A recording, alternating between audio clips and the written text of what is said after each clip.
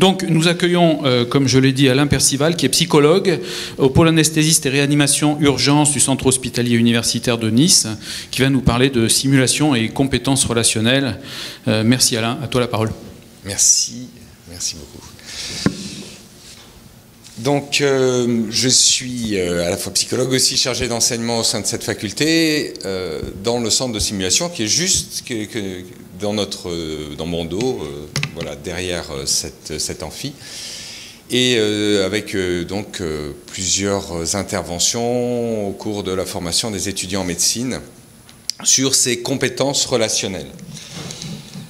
Alors, je voudrais vous passer un petit film qui se déroule dans un centre de simulation qui est à côté du nouvel hôpital, l'hôpital Pasteur, un centre de simulation qui s'appelle le 27 Delval, qui a été créé par la métropole et qui permet à la fois, c'est une pépinière de start-up dédiée beaucoup à la silver economy, et avec une chambre, enfin tout un appartement qui a été recomposer à la fois la salle de bain, la pièce à vivre, la chambre. Et donc là, on va voir une simulation qui est une simulation qui a lieu depuis plusieurs années avec des internes de médecine générale. Donc ils ont passé, ils sont au-delà de la 6e année, ils sont dans leur spécialité.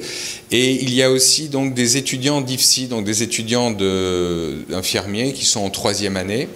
Et nous avons dans ces simulations aussi des patients partenaires qui sont des membres de la Ligue contre le cancer, qui ne participent pas au jeu, mais qui viennent donner le feedback, parce que vous allez voir, le scénario, c'est un scénario de fin de phase curative et de passage en phase palliative. Donc ça serait, sur le plan éthique, voilà, très contestable de demander à des patients partenaires qui sont en plus porteurs de ce type de pathologie de jouer le rôle du patient dans ces situations. Alors, vous allez voir, donc, il y a eu des transmissions qui ont eu lieu entre l'infirmière et le jeune médecin, et là, il va se rendre auprès de cette patiente. Les patients ici sont joués par des étudiants en santé qui sont aussi des étudiants formés des promos. C'est une des dispositifs. Il y a des avantages, des inconvénients. L'inconvénient, c'est qu'on parle tous le même langage de la tribu, donc parfois lorsqu'il y a des mots un peu qui sont du vocabulaire médical, du vocabulaire soignant, bien, on les relève pas parce qu'on y est trop habitué, ce qui n'est pas le cas quand on est avec des patients partenaires ou avec des comédiens de théâtre. Mais l'intérêt, c'est pour les étudiants de se situer dans le rôle du patient et donc de pouvoir éprouver ce qu'est être sur un lit d'hôpital, être dans la position de la personne qui est donc dans cette situation de fragilité. Dominique, je vais te demander mon petit réveil parce que je suis un terrible bavard.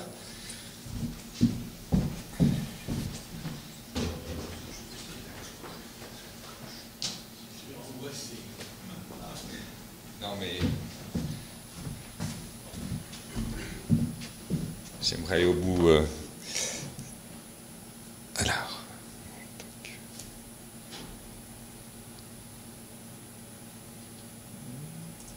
Non. Ah oui, je vois. On va passer sur le mode comme ça.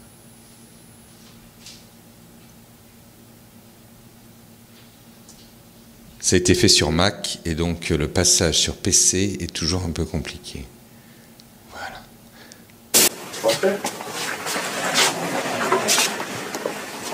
Bonjour madame. Bonjour. Comment ça va ce matin? Bonjour monsieur. Bonjour. Bonjour, je suis le remplaçant du médecin traitant. D'accord, moi je suis son fils. Bonjour madame Louise. Je suis le médecin.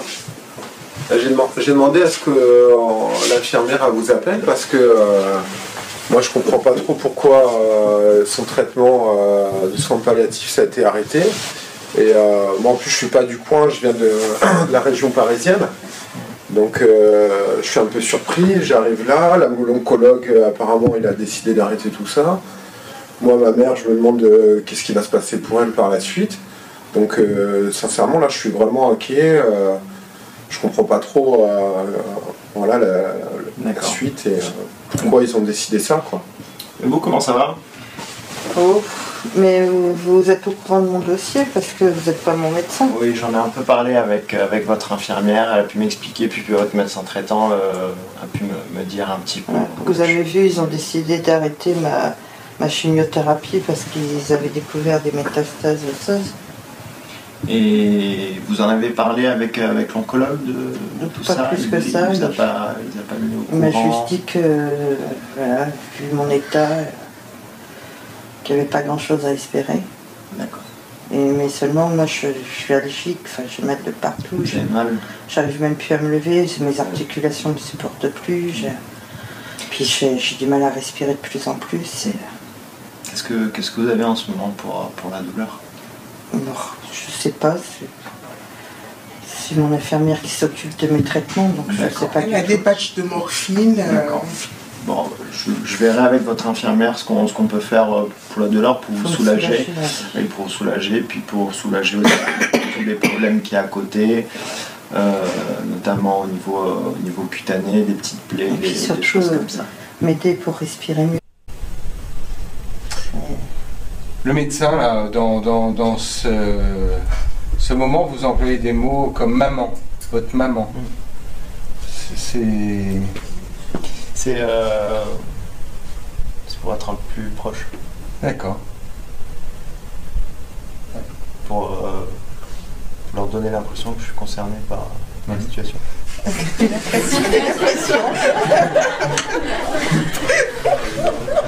Non, parce que je suis concerné, mais en tant que médecin, on doit mettre une certaine distance quand même. D'accord. Pas être impliqué affectivement, mais pas par rapport à un patient, mais pour montrer que je suis concerné. Alors là, en fait, vous êtes, vous pensez que vous n'êtes pas impliqué affectivement? Eh ben non, ils ne me connaissent pas. D'accord. Mais cette situation-là, de se retrouver devant cette femme qui, voilà, a une 60aine d'années, avec son fils, son unique fils, elle sait qu'elle est en fin de vie. Au niveau émotion, il y a quelque chose qui se passe ou vous êtes très pro-diagnostic, traitement Peut-être que je suis un peu jeune et que c'est pas ma patiente, mais pour l'instant, non, je suis pas... D'accord. Non, moi je vous dis, je veux l'examiner, je veux la traiter. D'accord. Et maman, le fait que vous employez maman, c'est alors vraiment... C'est une posture. C'est d'accord, c'est un... D'accord, c'est intentionnel. Ok. C'est comme le fait de m'asseoir au bord du lit, c'est comme... D'accord. Est-ce que vous éprouvez, vous pouvez dire à un moment, vous éprouvez quand même une certaine empathie dans l'entretien pour cette famille, ou bon, ça n'a pas... D'accord. Non, j'écoute ce qu'ils me disent et... Enfin, je vais essayer de faire de la meilleure de répondre de la meilleure des façons. D'accord, oui. Mais ça passe très bien. Oui. Hein? Ah, oui. Bon, en tout cas, l'air empathique, il s'est bien joué. D'accord, l'air empathique, il s'est bien joué. Ok. Bon. On ne ressent pas du tout. Enfin, vous ne sentez pas, en fait, vous avez vraiment l'impression qu'il est impliqué. oui, voilà. D'accord. Ah oui, moi, il m'a mis à l'aise. Comment ça vous fait réagir, ce qui est dit là par ce jeune médecin dans ce qu'il décrit de cette posture, puisque c'est le mot qu'il emploie, face à cette patiente simulée, hein. Ça vous choque? Ça vous semble bien adapté? Oui. Allez-y. Alors, bonjour à tous. Bonjour. Le médecin, ce qui est très étonnant, que je n'ai jamais vu faire, c'est le fait qu'il s'assoit sur le lit. Ouais. C'est très rare. Enfin, j'ai jamais vu ça. Donc je connais la situation pour l'avoir vécu récemment, du côté patient. Et donc ça m'a étonnée, mais je trouve que le fait de le simuler, effectivement, peut-être que pour les médecins, pour le personnel soignant, ça peut être, ça leur apprend ce que vivent, c'était d'ailleurs votre intention, je pense, qu'ils comprennent ce que vivent les patients de l'autre côté. Et ce que je trouve qui manque beaucoup, surtout dans les soins palliatifs, c'est qu'en France, moi je trouve, je vis depuis longtemps en France, mais il y a une chose qui est dommage, c'est qu'on cache trop la mort. On cache, et ça n'aide pas les patients ni la famille. Parce que la mort est là. Ça c'est très intéressant hein, ce que vous dites. C'est vrai que là, on aborde cette question de la fin de vie, mais pas complètement. Mais moi, je retiens là, parce que je vais essayer de vous expliquer un petit peu le cadre et le cadre de réflexion dans ce type d'apprentissage. Mais je retiens vraiment ce que vous avez dit par rapport au fait de... Vous avez remarqué ça dans le langage non verbal, c'est qu'il s'est assis sur le bord du lit. Et que quand il décrit les attitudes qui ont été les siennes et qui étaient inconstruites, il dit que s'asseoir sur le bord du lit, c'était intentionnel, c'était volontaire, ça faisait partie de ce qu'on va appeler l'encontre, en fait. Est-ce qu'on continue allez, encore une remarque. Bonjour, je suis externe en médecine et cette situation, du coup, elle me parle pas mal. Et effectivement, tout ce qui est physique, la proximité, on sent qu'il y a une empathie dans la manière de se positionner, de se mettre au niveau du patient. Le fait de s'asseoir, c'est vrai que c'est rare et c'est souvent apprécié des patients, de ne pas rester au-dessus de lui, un petit peu imposant, de se mettre à son niveau, de l'écouter, de parler calmement. Ce qui m'a un petit peu interpellée, c'est le fait que je trouve que le soignant qui simulait donnait pas spécialement d'informations pour réconforter le fils, c'est ça? D'accord. Ce que j'ai trouvé, c'est qu'au début, donc le fils dit qu'il vient de loin, qu'il comprend rien, qu'il voit, il sait pas ce qui se passe. Il fait d'accord et pose une question à la patiente. Et il a pas pris le temps de le rassurer, de lui expliquer, enfin, justement d'évoquer la mort. Il y a une espèce de non-dit tout le long de. D'accord. Oui. Alors c'est un extrait. Hein, il s'est après tourné vers le fils, mais il nous explique pourquoi. J'entends, oui, donc vraiment cette idée que c'est quelque chose qu'on ne remarque pas forcément dans les études de médecine, tu es externe, et que c'est quelque chose bien dans une des parties de l'apprentissage à la relation, qui est le compagnonnage au sein de nos facultés, bien ça c'est pas forcément ce qu'on observe de la part des seniors dans les facultés. Alors, les grands enjeux pour nous, médecine en France, hein, on est peut-être loin d'autres avancées quand on a entendu ce qui se passe à Singapour, mais c'est vrai que des grands enjeux, c'est l'enjeu de l'ambulatoire et quelle relation avec le patient qui arrive et repart sans être dans un lit pendant plusieurs jours. La télémédecine, avec là aussi des gens qui vont devoir interagir auprès du patient, mais le professionnel de santé expert sera à plusieurs kilomètres de distance. Donc c'est la médecine du futur pour nous et avec des enjeux émotionnels. Ah oui, c'est vrai que je vais repasser. On a aussi cette question des pathologies chroniques. On le sait, ça va être l'immense partie des patients qu'on va devoir traiter dans les années futures, dans les décennies futures. Et la question de la compliance au traitement. Aujourd'hui, 50% de nos patients en France ne sont pas compliants à leur traitement, alors qu'ils ont une pathologie chronique. Et se dire comment travailler l'entretien motivationnel. Donc il y a à la fois l'encontre, c'est-à-dire cet outil qui va permettre, ces outils de communication qui vont permettre la confiance que le patient va pouvoir avoir pour ce professionnel de santé, et puis aussi la motivation à pouvoir suivre les thérapeutiques qui sont... Et puis il y a une autre dimension, c'est celle du travail d'équipe.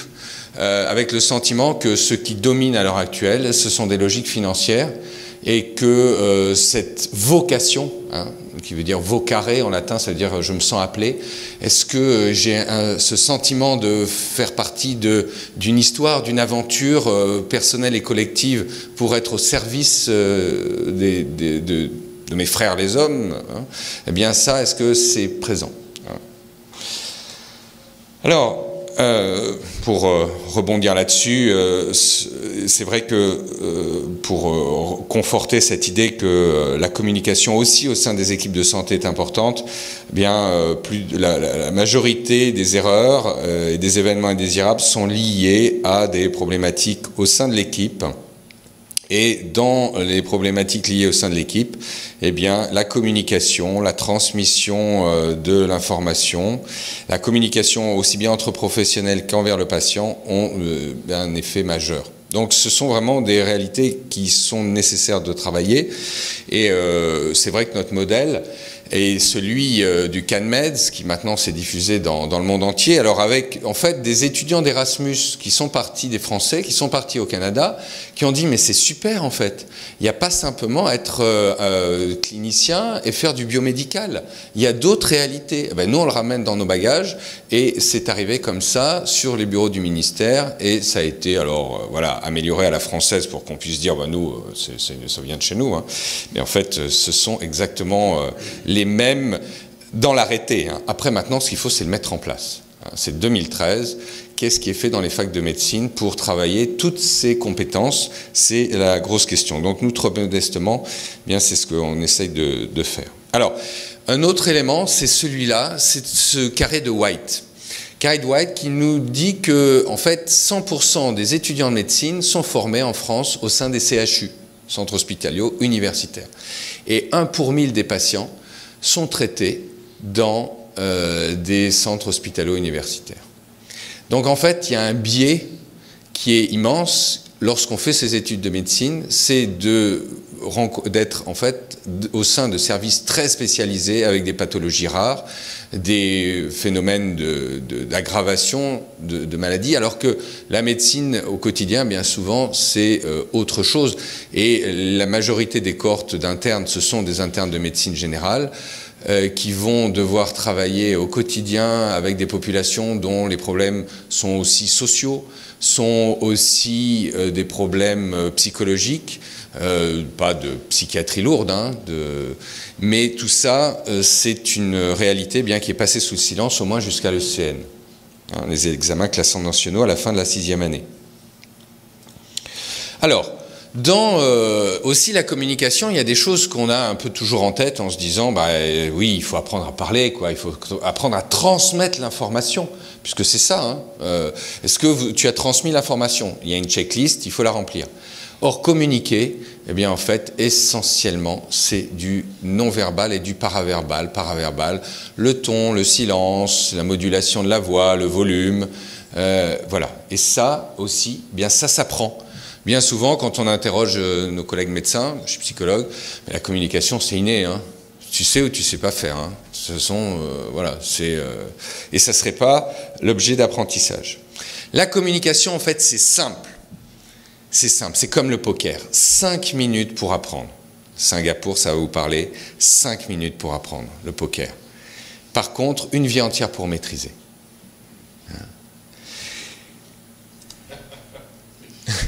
Alors, ben voilà, là on est dans un... Hein, c'est très léché, etc. Mais vous voyez, on pourrait prendre un petit peu de temps de façon interactive pour commenter cette photo, mais dans l'entretien qu'on a vu, le film, il regarde dans les yeux, il sourit, il se présente, il va peut-être serrer la main de la patiente, alors il y a toujours des problèmes d'hygiène. 3 minutes il me reste? Punaise, je suis mal. Bon, ok, donc voilà, on crée un environnement qui est un environnement qui permet d'établir cette rencontre hein, et de développer, face à cet animal social qui est en face de nous et à qui on doit remettre notre vie entre ses mains, il faut que dans la première minute de l'entretien, dans les premières secondes, je puisse me jauger cette personne qui est en face de moi et rentrer dans un processus de confiance.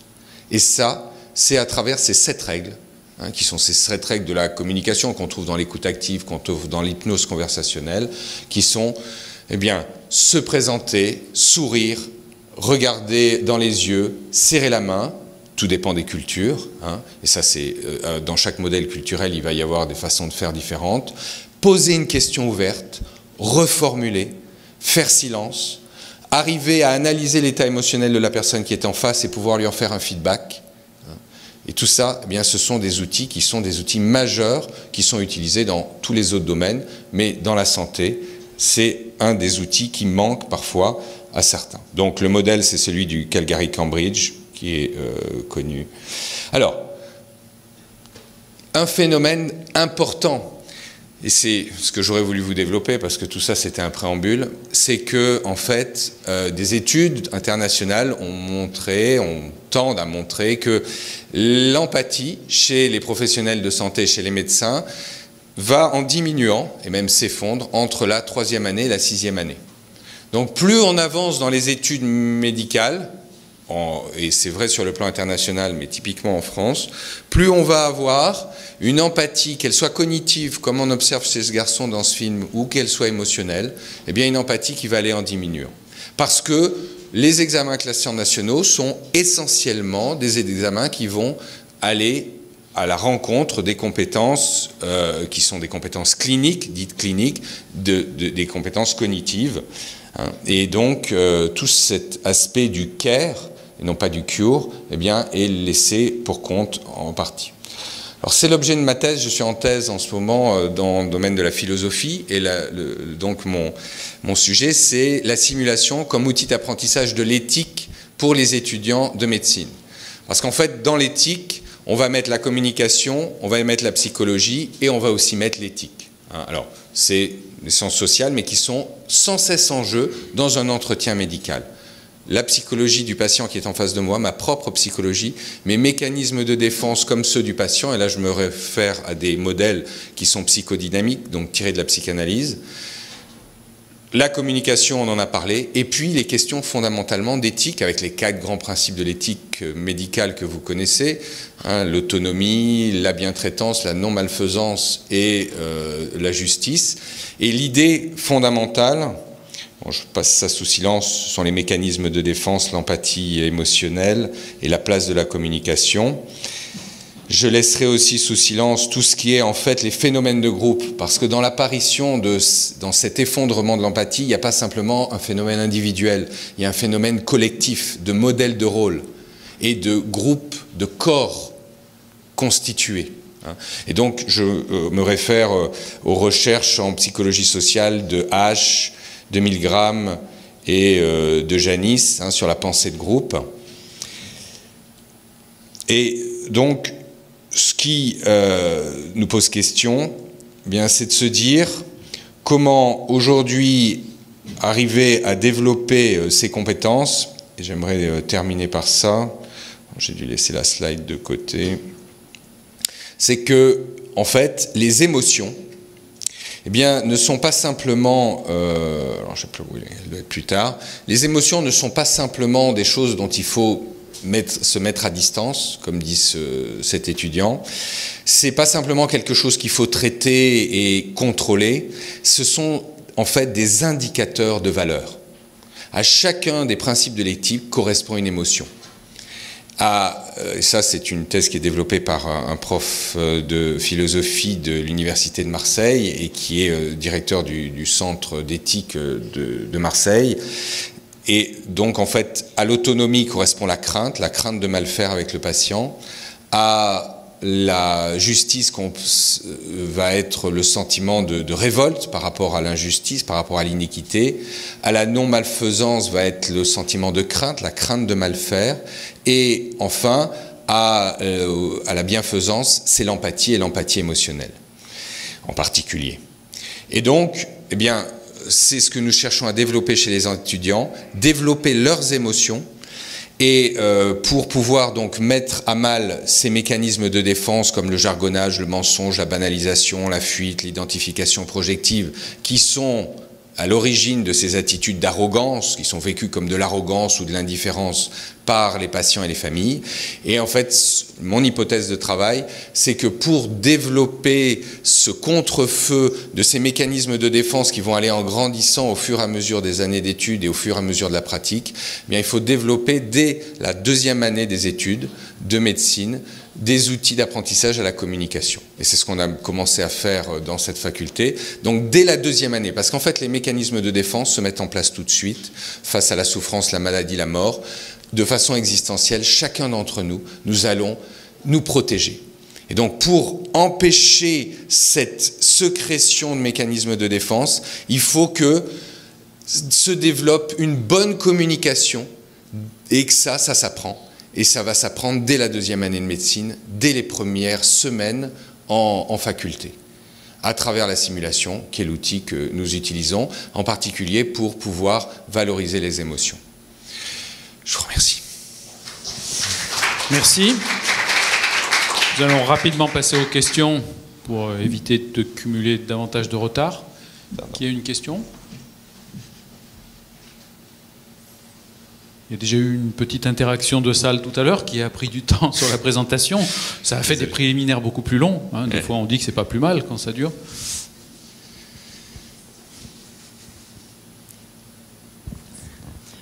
Merci beaucoup pour cette présentation. Donc moi, je suis psychologue aussi et je travaille à Liège, notamment sur l'empathie avec les étudiants en médecine. Mais tout ce que vous avez dit est très vrai.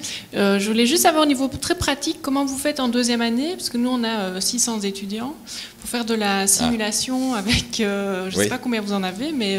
oui, c'est une petite fac, on en a 160. D'accord.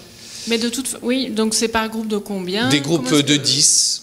Des groupes de 10, et donc là on fait en 3 matinées, travailler simultanément 3 salles, avec 1h30 à chaque fois de simulation sur des scénarios qui sont des scénarios préécrits, et ce sont des psychologues qui animent ces séances. D'accord. Okay. Et maintenant, alors au 1er semestre il n'y avait que des psychologues, et au 2e semestre il y aura psychologues et médecins.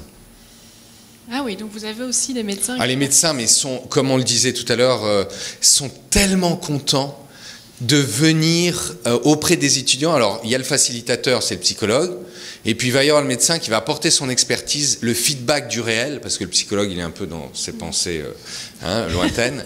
Et là, ça, c'est un super...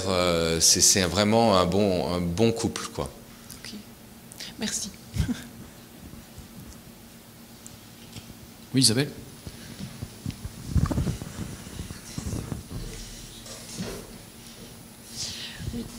Moi, ma question, c'était plutôt de demander comment on arrive à créer un équilibre entre une empathie cognitive et de tomber complètement dans l'empathie, et du coup d'être... je ne sais pas comment dire ça, mais se retrouver... L'invasion émotionnelle. Voilà, c'est l'invasion émotionnelle. Est-ce que c'est des choses que vous allez pouvoir mettre en place dans les simulations aussi pour éviter... Parce que après, je pense que les étudiants du coup ils savent que c'est une simulation. Donc après, est-ce que du coup, à quel moment vous êtes sûr qu'ils jouent entre guillemets? Ah, super question. Vous voyez? Ouais.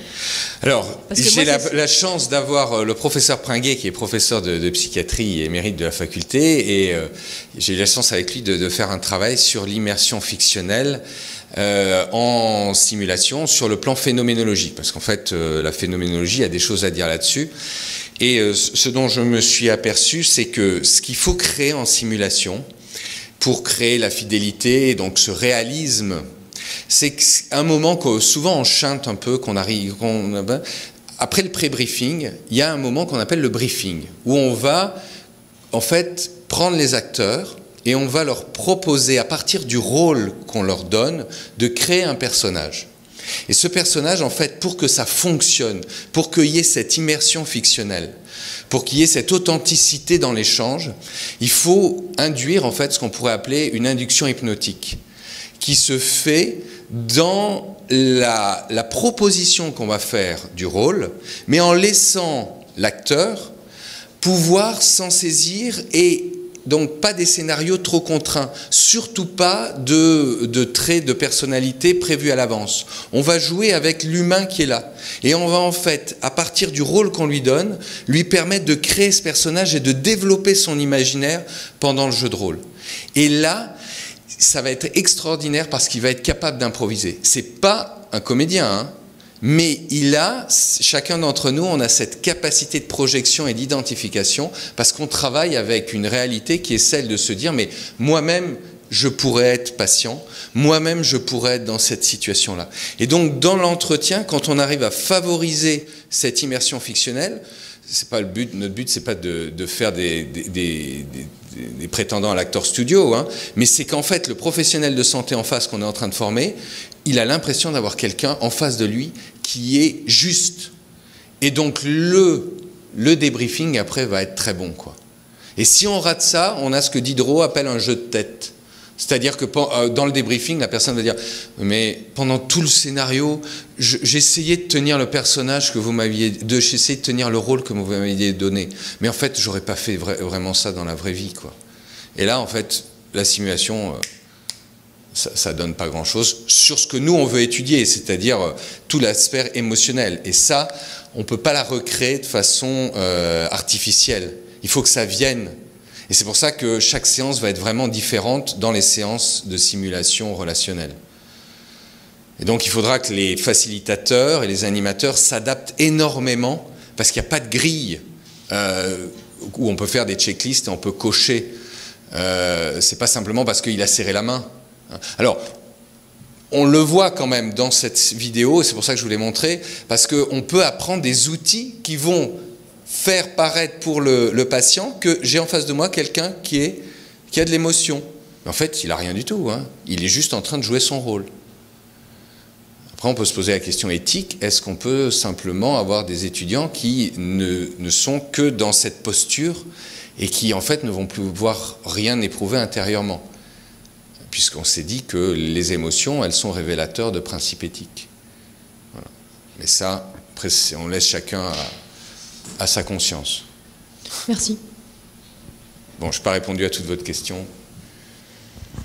Oui, pour des raisons évidentes de gestion du temps, nous allons clore le débat pour cette partie ici. Pendant que j'appelle Anna Sort investir la scène, je vais juste conclure ce module par une pensée et quelque part un constat, c'est que de plus en plus en éducation, on se rend compte que la communication prend, comme l'a dit Alain Percival, beaucoup d'importance. Et il est vrai qu'enseigner, c'est communiquer. Donc ça veut dire que nous devons maîtriser le langage verbal, paraverbal, non-verbal, la gestuelle, etc. Et ce que je constate, c'est qu'on fait de plus en plus appel à des professeurs de théâtre pour former les jeunes enseignants. Et je considère personnellement que c'est une bonne initiative à laquelle on ne fait pas souvent appel, pas assez souvent appel. Et j'estime que chaque enseignant, en fait, devrait avoir des cours de théâtre durant sa formation, mais pas sur 5 minutes, au moins sur 1 an ou sur 2 ans, de manière à arriver à instaurer une certaine forme de théâtralisation dans ces cours classiques, et encore plus, bien sûr, dans ces formes de simulation, où là, effectivement, quand on joue juste, on va former juste, ou du moins, on va mettre dans une situation juste. Donc, retenez ça, et quelque part, si vous êtes en situation de débuter dans l'enseignement, je vous conseille fortement, avec l'expérience, de tenter l'expérience de faire un peu de théâtre, tout simplement.